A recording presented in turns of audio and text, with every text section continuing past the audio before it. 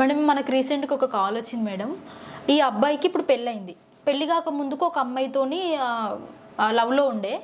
తర్వాత ఆ అమ్మాయే మన ఇద్దరికి పెళ్ళి అయితే సెట్ అవ్వదు అని మా పేరెంట్స్ వద్దంటున్నారు అని వదిలేసింది.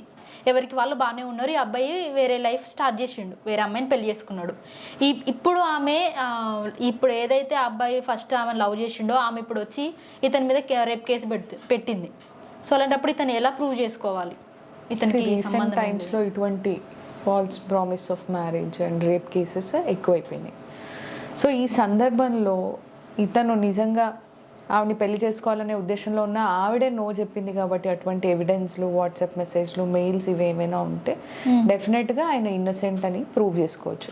ట్రయల్ కోర్టులో మీరు వెళ్ళినప్పుడు మీ పైన కేసు వేసినంత మాత్రాన వెంటనే మీరు నిందితుడు అయిపోరు.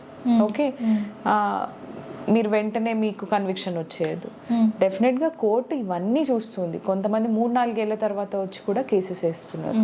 ఇంత డిలే ఎందుకు జరిగింది, ఇది కాన్కాక్టెడ్ కేసా, కావాలని వేశారా, ఇవన్నీ ఎవిడెన్సెస్ అన్ని పరిశీలించిన తర్వాతనే అతను నిందితుడా లేకపోతే అతను అమాయకుడా అనేది డిక్లేర్ చేస్తుంది. వితౌట్ ఎవిడెన్స్ కోర్టు మన నిందితుడు ఇతను అని ఏం చెప్పదు. బెనిఫిట్ ఆఫ్ డౌట్లో అసలు ఎప్పుడూ డిక్లేర్ చేయదు.